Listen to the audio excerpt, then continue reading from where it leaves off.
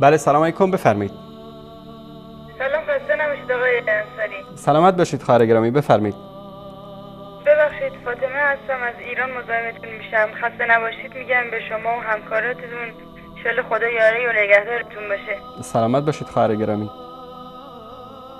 این بنده خدایی که زنگ زده بود میگفت که نمیدونم ما از بندگان میخوایم و اینا، آقای انصاری یه جورایی حق دارن. به خدا ما رو تو این مملکت شدیم زیر دست یک ادعا خون. من 30 سالمه، تازه الان چند وقت دارم برنامه شما رو نگاه میکنم، تازه دارم میگم خدایا من 30 سال تو خواب غفلت بودم.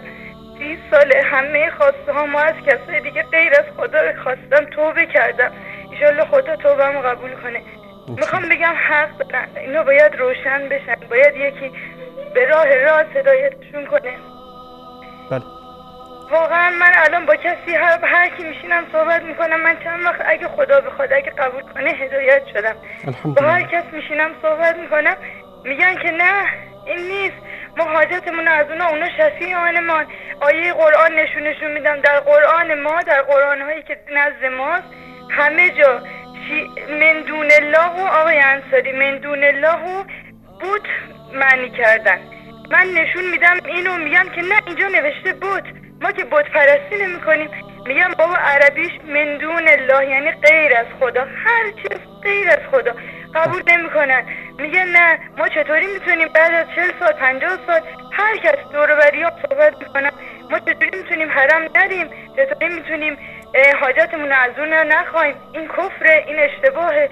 قربانی من الان چند وقته که حاجتم، درد دلم همه رو با خدا میکنم، اینقدر احساس نزدیکی با خدا دارم. فقط فکر میکنم من الان تازه متولد شدم، اینقدر احساس پاکی، اینقدر احساس نزدیکی فقط خود الله خبر داره از احساسی که تو دلم نسبت به خدا دارم. ولی تو این 30 سال هیچ وقت نداشتم همچین احساسی رو. کاملا. روزه ها میرن، مجالس میرن. من از یه شیخی زمانی که گمراه بودم، خدا به راه راست هدایتم، که از شیخ پرسیدم که آخوندی که اگر ما بخوایم عبادت بخونیم بهتره یا نماز بخونیم بهتره یا اینکه مثلا روزه مجلس امام رضا چیزی باشه اونجا بیایم بهتره؟